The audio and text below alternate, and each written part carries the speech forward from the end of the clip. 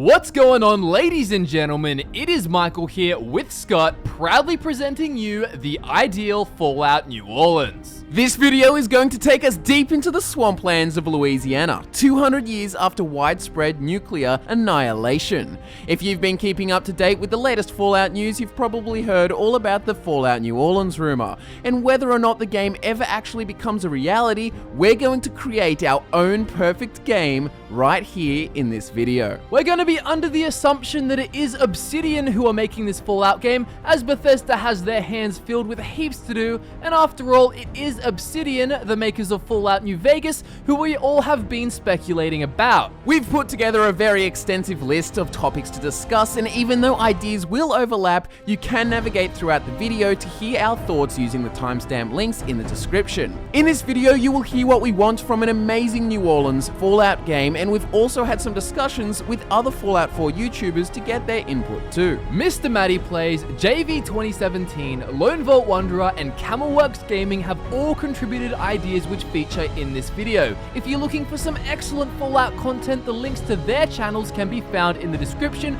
right above those timestamps. Also, we are not talking about things like graphics and enhanced animations, as these improvements are expected as technology progresses and game developers improve. Now strap yourselves in to a muddy airboat perhaps, and let's ride straight into a whole new world of unique cultures and quests, factions, and of course, radioactive abominations. One of the most important aspects to any Fallout game is the story. We personally love fantastic storytelling and also the ability to roleplay, which is essentially personal storytelling. The best thing about a game, in our opinion, is when you get to decide who you are, how you interact with the world, and what you think. We're going to suggest a hypothetical opening to a Fallout New Orleans which would give you minimal backstory and allow you to play a large variety of characters: male, female, old, young, tribal, vault dweller, ex-mercenary, raider, farmer, NCR ranger, synth. The possibilities would all be accessible with something similar to the following example. You are the Traveler, or the Outsider. I think the Outsider sounds a lot cooler. Simple start, you get the war never ends spiel, a cinematic that sets up New Orleans, maybe describes some of the major features of the land, the political atmosphere, perhaps teases a few of the mysteries that lurk in the swamp. The cinematic ends and you are on a passenger boat heading down the Mississippi River. You are sitting down under a makeshift awning to shield yourself from the scorching sun. You can hear loud insects and the intro music starts playing as you soak in the atmosphere. Imagine listening to something like this. The music fades to pure instrumental as the captain on the boat approaches you.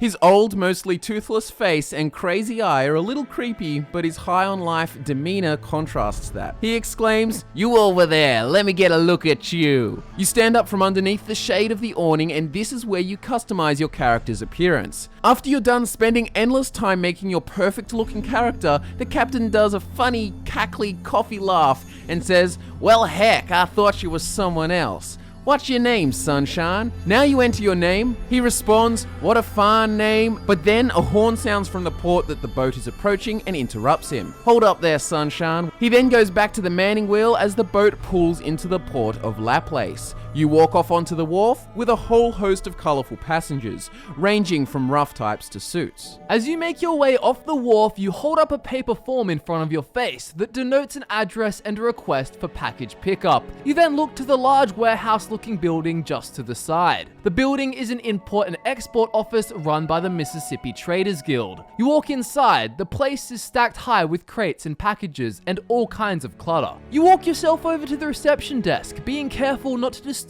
the perfectly arranged mess. You notice an old woman typing away furiously at her terminal in the back. You ring the bell on the desk to get her attention. There is no response. You wait briefly, then ring again.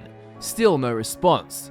You go to ring the bell again, but then a small girl, barely over 9, comes bounding out from behind the shelves and climbs up onto a stool behind the desk. She asks in an innocent, youthful voice, "How may I help you, sir?" or "How may I help you, madam?" depending on your gender. This is your first dialogue exchange where you can inquire about her age, or the old woman in the back, who, through asking, is revealed to be the young girl's nana, who is too busy to work the desk. You then say you have this form and hand it to her. The young girl explains that she will go into the back and get the package, and in the meantime you need to fill out the pickup identification forms so they know who took the package.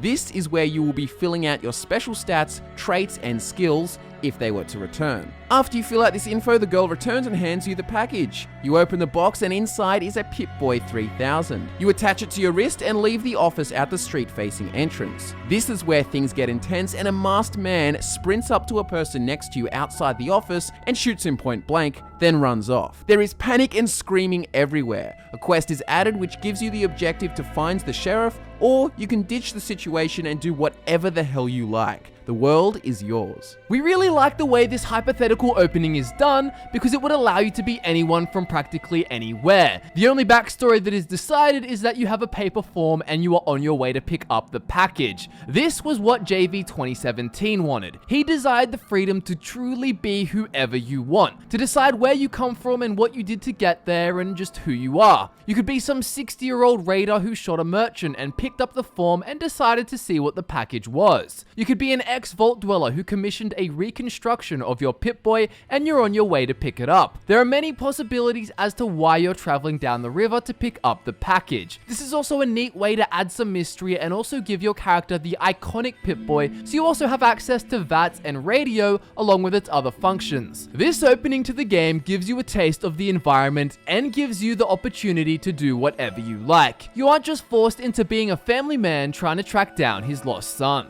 Now we're going to get straight into the setting of the ideal Fallout New Orleans, when the game is set and what the map area would look like both environmentally and topographically. We definitely want the next Fallout game to take place after the events of Fallout 4, or at the very least, concurrently. The Fallout games have progressed chronologically so far, and we're very excited for this to continue. It would be new material, but there's nothing quite like seeing a little bit of old amongst it in the form of recurring characters, neat Easter eggs, and references to distant happenings from previous games. Perhaps the game could be set 10 years after Fallout 4. The specifics don't really matter. There's also the plausibility that New Orleans could get entirely destroyed by tidal waves caused by nuclear war and 2 centuries of hurricanes with regular flooding. It could just be a mess with nothing there, but for the sake of the video, we're going to assume that a futuristic New Orleans was protected with high-tech flood prevention draining systems which were advanced enough to protect the place from total annihilation.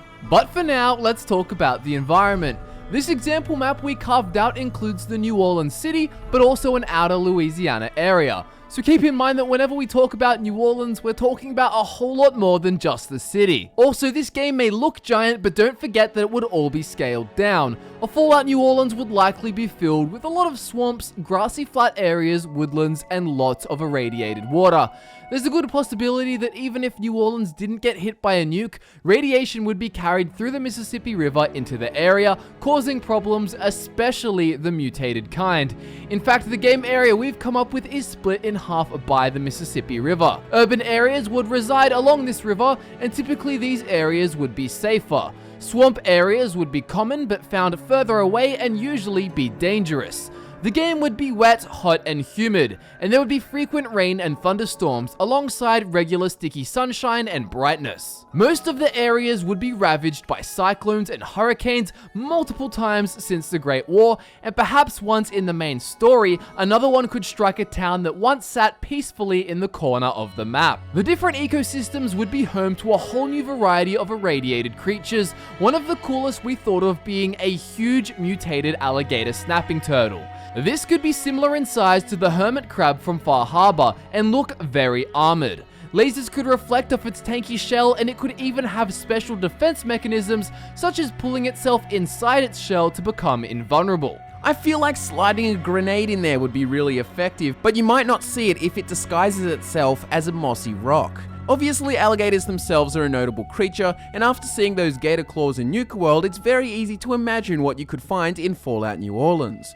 We would love to see huge crayfish-looking beasts similar to fog crawlers, and speaking of Far Harbor, we wouldn't be surprised to witness the return of gulpers, as there are salamanders in New Orleans too. Imagine finding yourself taken by surprise by some sort of demonic snake mutation which comes slithering out from fallen trees, or a giant zombified ghoul pelican which comes diving down at you from the skies. There could also be mutated versions of deer, raccoons, nutria, skunks, beavers, coyotes, armadillos, and civet cats. It goes without saying we'd expect the classic ghouls, radroaches, mirelurks, and yaoguai too. Not too much is known about New Orleans, so sources of lore are scarce, but we really wouldn't expect to see super mutants in this game. Perhaps one or two at most, and because of their rarity, they'd be highly appreciated and hopefully very layered characters. Now let's take a better look at this map we made and talk more about cities and towns, people and civilization as a whole. We want way more of this in Fallout New Orleans than we saw in Fallout 4. It's been 200 years since an apocalypse, not 10 years, so there's been plenty of time for people to gather, create, and thrive.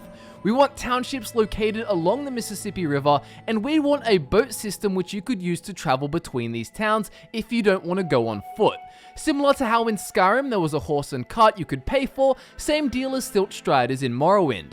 That said, venture too far and you'd find yourself in high-level territory, so you better be careful. Take a look at our map here and you can see dots everywhere. We'll explain the sizes soon, but basically they're all points of relative civilization. The bigger the dot, the more there is going on. Our ideal Fallout New Orleans is definitely not just a big desolate swamp. It's a perfect balance between barren and lively. We want to have a multitude of colourful, interesting places with tons of NPCs with their own stories, cultures, beliefs, and very importantly, side quests. Civilization in our ideal game would have a lot more diversity than we're the poorish, creepish town called Good Neighbor, and we're the happy, vibrant town with the mayor. Again, don't forget that the map size you see would be downscaled so the game doesn't actually take hours upon hours to run across in a straight line. We definitely wouldn't complain if that happened though. This game would hopefully be about 1.5 times as large as Fallout 4, or twice as big if that's achievable. This would also allow for a lot of higher difficulty areas while also not restricting player exploration too heavily during early stages of the game. More high-level areas is something we wanted more of, and here's our map with a very rough difficulty color code placed over the top. An order from safest to most dangerous is blue, green, yellow, orange, then red. As mentioned, the river is mostly safe and we'd be entering the game from the western side, likely on a boat in the river, which we talked about in the story section of the video. Let's take a look at this giant dot right here. This would be the New Orleans French Quarter, and in our ideal Fallout New Orleans, we've made this the main hub of civilization within the game. We'd want this to be around the size of the Imperial City from Oblivion. The French Quarter is definitely an area we want preserved to a good degree as well, as it contains plenty of awesome monuments and has a very unique style. While much larger than Megaton, Diamond City, or Whiterun, this would function as the main center city of the entire game. We envision the French Quarter turned into a huge trade town which does heaps of business with boats that come traveling through the river, and we imagine it to be very commercial looking, but of course with that post-apocalyptic feel as well. Entertainment and normal living would of course still exist, just like with any other vibrant zone. We would want it to have been turned into a very financially successful city, perhaps by an aspiring citizen who long ago started attracting traders from all over with his brilliant charisma and business mindset. The French Quarter would also be home to some rich aristocrats who use heavy French accents to distinguish themselves from the wastelanders. Obviously, this entire area would be home to a lot of security and a lot of fun quests. But what about the medium-sized dots? These would actually represent places similar in size to Diamond City or Megaton in terms of landmass, but not necessarily in terms of density. They don't have to be closed off either. They could just be big open areas like an expanded Rorikstead from Skyrim. Trust us when we say that this isn't an unrealistic goal. Diamond City isn't actually that big size-wise. Many of these dots are the townships existing along the river or faction headquarters. The smallest dots represent the smaller towns and settlements, and these would be about the size of Trading Post 188 from New Vegas, or even something around the size of Good Springs, not including the farmland. In terms of colour, the black dots represent groups of people whose morals and rules would be more agreeable to our modern day standards. Places like small villages filled with hillbillies, or interesting trading towns teeming with common folk. Brown dots on the map indicate less agreeable groups that include things like tribals, rural outcasts, raiders, or mercenaries who may not necessarily be welcoming. They can also represent some of the more disliked factions which you can join. Keep in mind that a lot of the towns and infrastructure doesn't have to be pre-war either. Loads could be created fresh after the apocalypse, new societies made from scratch, the odd shanty town built by a group of citizens. Heaps of this infrastructure, like houses, would be built on stilts and pylons to keep them above sea level in case of flooding, with wood and scrap metal being very commonly used materials. Many river-based towns and cities could be powered by water wheels used to generate electricity. Typical generators could also be used, and as a whole we see Fallout New Orleans using a lot of locally sourced power. You could even have entire towns built on a swamp, utilizing stacks of boathouses looking something like a Louisiana version of the Libertalia. Obviously though, if you fall in the water, it might only be waist high. As mentioned, the French Quarter and the richer areas would look much more pre-war, and we'd want them to be significantly more intact. Societies who emerged there would likely want to have continued the preservation of many monumental buildings too, as they would make for excellent living quarters. Higher structures like skyscrapers would have fallen down, and there would be plenty of debris. Cool locations such as Jackson Square with the St. Louis Cathedral, Audubon Zoo, and the New Orleans Museum of Art would all be really fun to explore. So that's pretty much all of setting, but let us describe to you the exact atmosphere we want you to get lost in. So obviously atmosphere differs drastically depending on where you are in the game, but in a nutshell we want a very harsh, sunny environment that rains plenty and feels very humid. You want to feel sticky walking around, and we don't want it to always be gloomy. The ideal Fallout New Orleans is not a Far Harbor or Point Lookout 2.0, although at times we'd love to find places with similar vibes. We want the game to be lively with more civilization, with a vast array of political groups, philosophies and settlements existing in a land which can change from colorful to dark really fast. We want lots of color. A lot more green can be expected for sure. We don't just want a giant bare barren landscape to explore with the odd mole rat or building which you can't even enter. The other thing we want in our ideal Fallout New Orleans is a mysterious supernatural undertone. To be clear, we don't want magic or any new explicit lore added about how supernatural beings work. We actually want things to be left unexplained. We just think that Obsidian should hone in on the superstitious vibe, like that created by the Ghost Girl scene in Nuke World, and add more experiences like those we had with the Children of Adam. Experiences that make you unsure whether or not you believe in what you're seeing. Perhaps psychedelics gifted by tribals will contribute to what you see, and maybe other times you're sober and the sight leaves you very confused. Obviously, don't overkill it, but we definitely want to see a lot more of it. We'd love different layers of people in the game to experience and interpret the supernatural differently too. The more hillbilly folk could fear it and claim to have suffered from it, and the middle-class citizens may tend to view it as nothing but rituals and silliness performed by madmen. But then later on, you may discover that the most prestigious aristocratic families in New Orleans actually believe in it and say they owe their prominence to the unexplained paranormal occurrences. Imagine finding yourself in a quest where you see them offering a newborn baby to a group of tribals who live in the swamps, and learn that this is something they believe they must do at the right time every single year. We definitely look forward to some more really weird, semi-religious cult-like content in the next Fallout game. So now we have set the stage for the world, we need to fill it with hundreds of awesome characters. But what do these people look like? Well, we would base NPC ethnicity off of modern day demographics, and the two largest ethnicities are whites and blacks. Black people making up about a third of the population, and white people making up the majority of the rest. So our post-apocalyptic New Orleans would also reflect this demographic. Additionally, there would be many interesting folk from all over the place, because the Mississippi River provides lots of travel and trade. So you could have travelers from Minnesota, Illinois, all over the place. You could hear tidbits of lore and info about these places too when you talk to the merchants and travelers from these places. You would have the aristocratic upper class living in the New Orleans French Quarter who wear puffy dresses and top hats, who also speak in an exclusive French accent. You could have townsfolk with heavy Cajun accents fishing near the docks. You could have some deep swamp folk with a touch of hillbilly. Raiders that dress themselves in gator skins.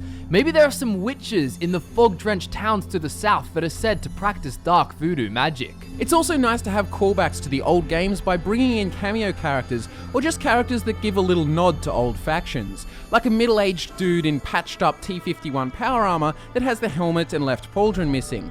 Turns out he was once from the Brotherhood of Steel and came to the sleepy town of Scarsdale to settle down with a tribal wife that he had a child with. There could be a first-generation super mutant living as a hunter in the swamps who brings in food and skins to the needy and poor townsfolk. There would be all these kinds of unique NPCs, but the world should also be populated by lots of generic NPCs as well, like farmers, citizens, fishermen, merchants, sailors, all kinds of characters to help the world feel like it's a busy, bustling place filled with life. Also, one thing we'd really like to see in our Fallout New Orleans is intimidating characters. Characters that are going to destroy you if you mess with them. Like a raider boss who would turn hostile and kill you if you were sarcastic towards him or insulted him in any way. Characters that feel scary and can back it up. Characters that command power and that will use that power against you if you defy them. Which also makes it feel so much better when you become powerful enough that you can kill them or lord over them because you are the authority now. Now let's broach the topic of companions. Companions, at least for us, would be a big focus in Fallout New Orleans. One thing I'd really like to see in New Orleans is a focus on impacting companions. One of the little disappointing things in Fallout 4 was to see that your character had barely any impact on companions. For example, I could have my angry chem-fueled raider whose companion is Kate. Kate is also into the chems, but in order to get high affinity with her, I would have to do a quest that leads to her addiction being cured. Then she would hate it when I take chems, so we can't do any more chem-fueled rampages together. Whereas in a similar scenario for our ideal Fallout New Orleans, we would allow the player to influence Kate either way, encouraging her to continue and embrace a chem-fueled lifestyle or proceed to cure her. Another idea we have is manipulative companions. Imagine having companions, especially love interests, who can betray you or sway you to their side of thinking. For example, imagine a companion named Hecate. She is a woman in her 30s with raven black hair and piercing blue eyes. She is a witch who comes from a place called Wood Lake, which is an encampment run by raiders. When you meet her, she was a slave of the Wood Lake raider gang you were joining. As an optional choice, you chose to buy her as a slave from your new raider gang. Over time, you form a strong relationship with her, eventually even making the choice to remove her collar. You choose to pursue a romantic relationship and everything is all and well, but as you proceed through your raider-affiliated playthrough, she subtly encourages you to make rash and risky decisions which could lead your faction to destruction and despair, which is secretly what she wants as revenge for years of slavery. This could make your relationship complicated, maybe ending in death and disaster, or perhaps your love for her could lead you to actually betray your own faction. Consequences and impact are what makes your experiences with a companion more valuable. Factions are another huge component of any amazing Fallout masterpiece, and a Fallout New Orleans must be no exception. Our ideal game would have a very large diversity of factions, joinable ones at that, and new ones too. We really want to see old factions in the games as nostalgic callbacks and references, but we don't want them to be overpowering. Brand new factions provide a fresher feeling to the game and also allow for a lot of new lore to be added. It also allows for more role-playing too, which is something we really care about. Want to be a tribal? Well, you can join a faction of tribals. Want to be a raider? Well, you can gang up with them too. Freedom is very important, so we want tons of factions which make you experience the main storyline in your own unique way. The New Orleans factions would also vary incredibly morality-wise. We'll be referring to morals as the current time mainstream definition of morality. So basically what we would want is to have factions that are 80% agreeable with today's morality system, then other groups that are a 60% match, then 40%, then 20%, and so on. This allows for a system that isn't just black and white, while also ensuring that not every faction is just super grey. This obviously is sensational for roleplaying as it provides more choice to play your character as you imagine them to be. Some factions should be straight up noble, with others being completely sadistic, and the rest filling the gaps in between. Lone Vault Wanderer would definitely want the next Fallout game to allow you to be evil, especially so in a way that allows you to actually impact the world in a drastic way. More evil factions would help facilitate this and allow for that more sinister experience we're all craving. Faction choices could include mercenaries, raiders, tribals, and the aristocracy. The aristocracy would run things in New Orleans and ensure that society is functioning productively. They'd generally be agreeable, but as mentioned earlier, they could have a hidden dark side. Another faction could be a group called the Witch Hunters, who purge those who worship the supernatural, and perhaps there could even be a Goody Two-Shoes faction, who simply do the word of God and travel up and down the river. These people could be risking their lives to promote peace, respect, and generosity as they fix people's problems and aspire to creating a New Orleans that is righteous and safe for all. Maybe they need help recruiting members and you would help them out. Hopefully, of course, these members would be specific NPCs and not just random, boring citizens. We can imagine a joinable raider faction actually being a collection of factions who are constantly fighting each other on the southeastern side of the map. Some may be hostile to you, while others are more open to your help. You'd then be spending maybe even half of the Raider storyline internally, shepherding them together for a greater cause through a variety of fun quests, or favoring one of the factions and conquering all the others. Only then would you be able to start getting serious and begin taking big external action. You may be the leader or the second-hand man, and it would be definitely cool to pick between leadership styles. There could be a very intimidating Raider who is obsessed with conquest and wants to take over all the townships, and you could help him, or help another group who believe that the Raiders will only be successful if they don't fully pillage the lands. They'd take a more conservative approach and only take what they need, in order to ensure that normal folk can thrive enough to keep making goods for them to take. The tribal faction in our ideal New Orleans would generally keep to themselves and be involved with all kinds of superstitious voodoo behavior. In these areas, it would not be uncommon to find an effigy sitting on the table filled with sewing pins. We don't want these tribals to be super ooga booga either, but more human and less animalistic. So they speak English well enough, but they live out in the swamps and worship demons, that sort of thing. They dress in raggy clothes and exhibit an aesthetic mix between a traditional tribal and a swamp dweller. They would use psychedelic concoctions frequently, and if you joined their ranks, you may even end up going on some crazy adventures while taking them. Perhaps you'd even be chosen to partake in an honored ritual where you consume a vial of liquid in a swamp shack, and then you fall asleep and go into a dreamland where you fight against hordes of monsters. You could then wake up and be told that you've defeated a threat, only to find out later on in the game that you murdered an entire town. You wouldn't even know until you stumbled across the town, whenever that may be. The tribals would be filled with fortune tellers and the like, but also have weapon makers and fit fighters who are trained well in case of combat. As we said though, we do want lots of joinable factions, but they don't all have to be options for the main story. Some would just have their own storyline that's unrelated, just like how in Elder Scrolls games you can join plenty of guilds that don't necessarily impact the main questline. We literally think a Thieves Guild could be perfect. Instead of just giving us a pickpocket perk and saying, off you go, be a thief, imagine if there was actually a group of Ocean's 11 types who love caps, living luxuriously, and stealing from the rich. You could do an entire side storyline with them that ends up with you actually working with the aristocracy and betraying them during a perfectly executed heist. Some of these factions, including the main game ones, would even be very hard to join or secretive. There would be factions that you never know you can join and complete the main game with unless you do a very particular quest or go to one very specific place. This is something that Mr. Matty Plays really wanted. He wanted things to be missable and not just crammed down your throat. Things like quests, factions, and even rare items might only be found if you are to play the game in a certain way. This promotes playing through the game multiple times for different experiences. We think that joining factions should also have consequences. You shouldn't be able to double agent your way around easily, although it should still be possible. So if you join a group of raiders and start traveling everywhere with them, other factions should start to hate you. Factions should seem very realistic in the way you interact with them, and also in the way they interact with each other and the world. Factions need to have visible, consistent impact. Our ideal Fallout New Orleans also has the reputation system that was seen in Fallout New Vegas. We'd want different factions to view you differently depending on your allegiances, and this will make you feel even more so like your decisions matter and that the world you're in actually reacts differently to the type of people in it. So you'd have a reputation page showing which settlements and factions love and hate you, but then separately to this we also want a factions page. It is so simple to do and it's just so cool. They had one in Oblivion, you know, the page that would say what factions you've actually joined and what your rank is.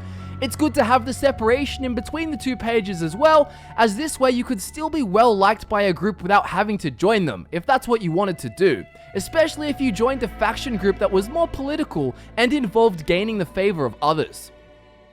One of our favorite parts of any RPG is getting to create your own character, and a sick aesthetic is always high on our priority list. One of the big things we would like from Fallout New Orleans is enhanced character customization. It should be similar to Fallout 4, but with the addition of body alteration via holding and dragging, just like you can with the face, allowing you to make broader shoulders, bigger bums, skinny legs, tree trunk legs, thick backs, all kinds of features. We also think height would be something that would be really nice to have as well, allowing you to create short, chubby merchants or gigantic muscular hunters, whatever character you can think of playing. We also think a neat little feature would be age recognition. It's kinda hard to be a 60-year-old NCR veteran when some dude is telling you how you wouldn't be old enough to remember this, yada yada yada.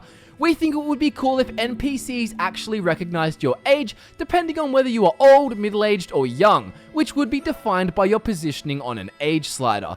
The small difference between some guy calling you old fella or son. You know what I mean, it would just be neat, but back to the customization. One thing that will always be welcomed is more options. More hairstyles, more hair colors, more facial hair choices, more face paints, more tattoos, more makeup options, more scars, more details, adding things like piercings and earrings. These would all be really appreciated additions. Raiders with pink hair, pierced noses, and skull tattoos, or tribals with bone jewelry pierced all over and covered in tribal tattoos.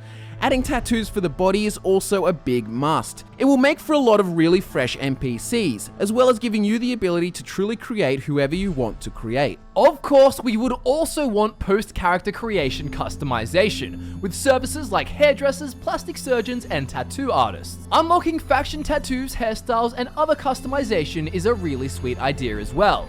Imagine a Brotherhood of Steel guy with the sigil tattooed on his arm.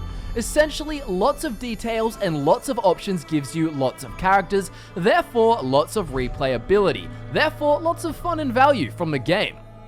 Now, weapons is a topic everyone gets really excited about because weapons is what you get to kill stuff with. Weapon customization would definitely make a comeback with a more in-depth customization system. A larger variety of both weapons and their respective modifications is what would really satisfy us. We are talking tribal spears, throwing knives, bowie knives, katanas, cutlasses, fire axes, chainsaws, 9mm pistols, desert eagles, plasma rifles, laser RCWs, plasma casters, Gatling lasers, assault rifles, Fatmans, LMGs, SMGs, anti-material rifles, harpoon guns, revolvers, incinerators, hell, even a Gauss minigun. We could try and list even more, but you get the gist. Lots of weapons. 5 times what we listed, all of which can be modified. Actually, more specifically, another thing we want to see is more improvised weapons that would be seen in an apocalypse, like the pipe guns, but more specifically things like bows, crossbows, and spears. Weapons that tribals would use, due to the more simplistic technology. Also, weapon paints, especially for factions, is a really nice idea. Overall, more weapons, more mods, more choices, which gives more role-playing opportunities, and if you don't care about that,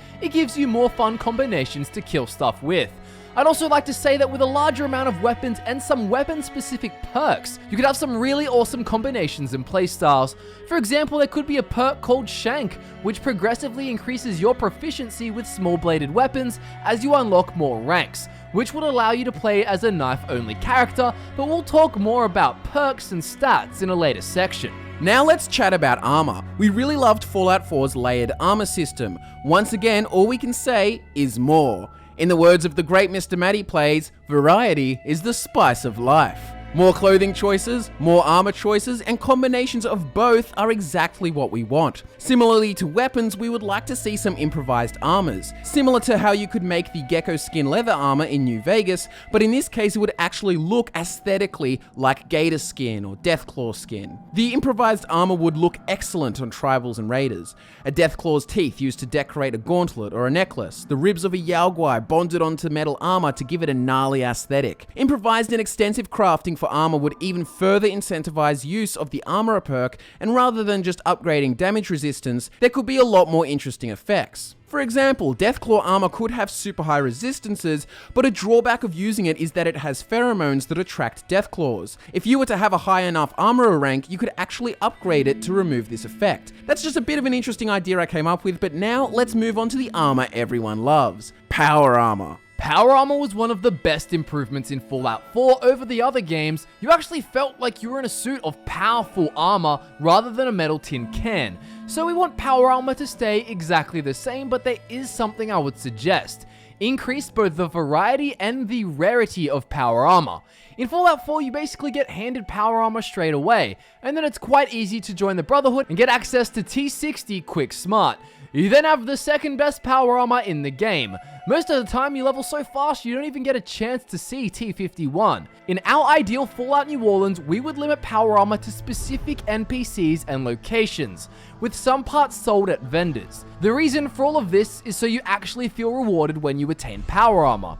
In both Fallout 3 and New Vegas, getting power armor was a big deal and felt like you achieved something. We find this better than it just being handed to you. This would also make the few NPCs who have power armor super powerful and intimidating. When you walk into a bar and see a woman in an improvised set of T60 power armor with a Yao Guai skull in place of the left pauldron, you know that she's not one to mess with. Whereas in Fallout 4, power armor doesn't have the same impact because a set of it is a dime a dozen.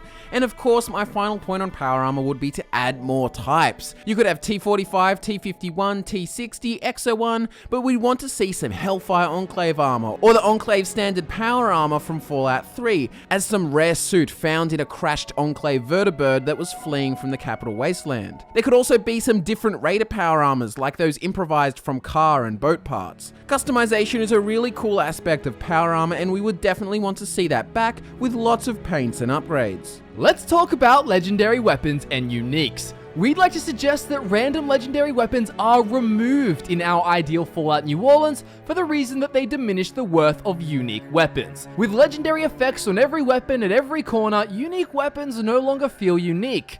We would like these weapons to be powerful and truly unique, aka you can't replicate the weapon or its effects. They should also look exclusive, fierce, and desirable. I understand that they were trying to replicate the same feeling that Skyrim had with enchanted weapons, but it just doesn't fit the universe in our opinion. Finding a legendary glowing mutant hound with a plasma-infused assault rifle hiding somewhere on its body just doesn't really feel right. Instead, imagine killing a boss who is wielding a shish kebab which uses plasma fire, all green and sexy looking. The handle could be fitted with an experimental looking green energy cell that is flickering as he swings his weapon. This weapon would be truly unique and absolutely badass. Weapons with unique models and textures that differentiate them from every other weapon in the game is what Camelworks also really wanted to see. He didn't want to see a huge handful of unique laser rifles that all look exactly the same. We agree. We want unique weapons that you have to work for, things that make you hunt down this vault, kill this super powerful creature, and complete this long chain of quests.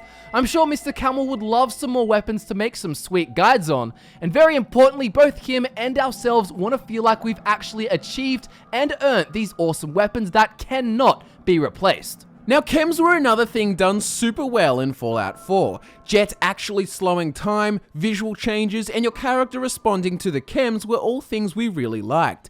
One thing we would definitely like to see is the return of these chems, perhaps even with some physical effects. For example, your character's eyes could turn bloodshot, or veins could become pronounced as you consume them. Along with the standard cast of chems, we would like to see lots of psychedelics that can be found in swamps, perhaps used by tribals or certain cults. Could even have some real hippie type dudes. One thing that intrigued us in Far Harbor was the Children of Atom hallucination, where the Fog Mother leads you to the totem. What's interesting is that it tests your belief in the supernatural, because it could just be explained by the radiated spring, or it could truly be supernatural, and you can roleplay your character to believe either way. As we touched on earlier, it would really fit well into the setting. Imagine a psychedelic that a witch doctor gives you, and when used, it changes the way you perceive the world, perhaps revealing things that were not visible before. Maybe this could be used to lead you to a unique weapon, and that would make for a really sick quest. The next section is statistics, and we're going to talk about perks, skills, leveling traits, and of course, special stats. Firstly though, let's go through the easy one, traits. Traits are incredibly valuable, from both a gameplay perspective and a role-playing one. Traits let you add extra qualities to your character that give you both advantages and disadvantages, and they were used in Fallout New Vegas with great success. The only trait that didn't have a pro or con was the Wild Wasteland trait, as this just made your experience way wackier. Traits would return in our ideal Fallout New Orleans, and we'd want a choice of around 10 to 20 of them in the vanilla game. We'd need more unique traits like small frame, which makes your character take 25% more limb damage at the benefit of gaining +1 to your agility. They're not too hard to come up with either, and they add so much more depth to your playthrough. Imagine a trait called addictive personality. People are addicted to you, but you're addicted to fun. You gain a massive permanent +3 charisma at the cost of instantly getting addicted to any chems and or alcohol that you consume. Without a doubt, traits need to come back to Fallout. The next topic in statistics is pretty important, and that's basically everything to do with how you level. So all the perks, your special stats, and skills if they were brought back. There's two very different paths Obsidian could take with this and still make it our ideal Fallout New Orleans. A modified old one and a modified new one. The old one we don't expect to happen, but we think it's pretty cool. This would be if skills were to return. Allocating skill points at each level and then choosing from a list of perks was really good for two reasons. Firstly, it didn't waste perk choices on basic things like weapon damage, and secondly, it allowed for more highly specialized role-playing perks. For example, you could level up and choose to increase your guns and sneak skills, making you do more damage with guns and be harder to detect,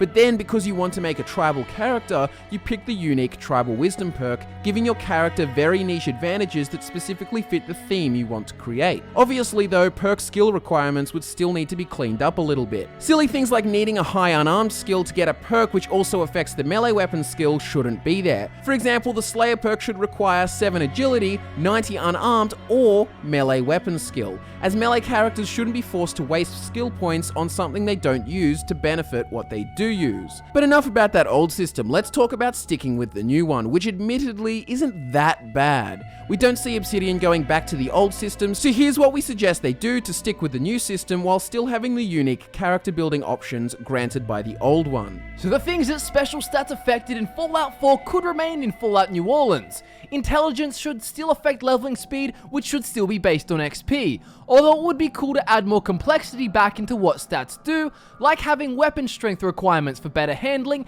and having perception affect how far you can see enemies on the compass.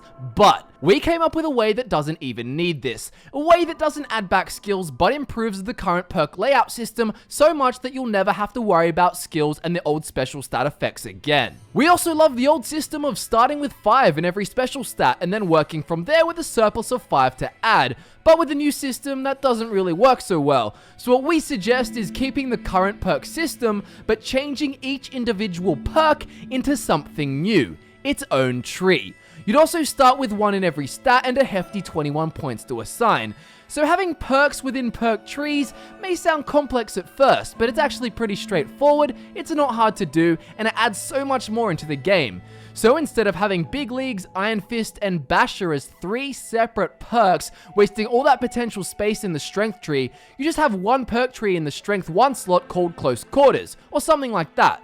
So in this tree, you find all the basic damage perks for melee weapons, unarmed, and weapon bashing. This is accessible to everyone, but this doesn't make a melee playthrough effective for weak characters, as they're still obviously gonna suck without high strength. Unless of course they spec into a stealthy dagger character through other perks and stats, in which case lower strength is acceptable. In Perception, the first perk tree could be called Thief and incorporate all kinds of effects for lockpicking and pickpocketing.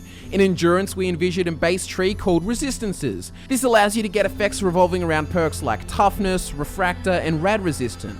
Again, remember that this doesn't create unfair accessibility, as players who choose to have 1 endurance aren't going to be that tough. This system then frees up 3 more perk tree spaces for more unique things similar to Tribal Wisdom and Stonewall. The possibilities are huge. Remember too that you need to spend valuable time gaining perk points by leveling up, and that the further you advance in these trees for specific things, the higher level requirements you'll need. Basically, we're just taking the current system and adding a whole bunch of perks to it without making it look like a total mess. The first charisma slot would be for bartering, so it would encompass things like Cap Collector and help you with basic buying and selling. Again, you'll still suck if you have 1 charisma only. Intelligence is an interesting one, because in the first slot we just flat out have crafting. So this gives everyone access to blacksmith, armorer, and gun nut, but notice I didn't say science. We actually want a science-based tree at Intelligence 3 that lets you customize energy weapons and also involves energy weapon damage, including plasma and laser specialization, obviously because this stuff is more high-tech.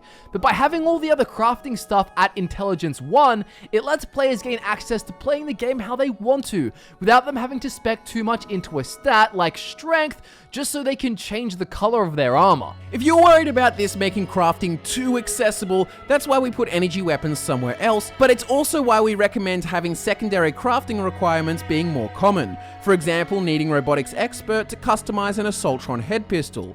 You'd also have weapon-specific perks too. We talked about an imaginary perk for knives earlier called Shank. This could be needed so you can craft the best knives possible. It would make sense too because you're a master of using that weapon, so you know exactly how to craft it to get the best from it in the way that you use it. In agility, the first perk tree could just be for gun damage. Again, this wouldn't include energy weapons, and it also wouldn't include heavy guns. We still love heavy weapons being in the strength tree somewhere. You can imagine heavy weapon perks like minigun specialization that lets some of your bullets pass through cover.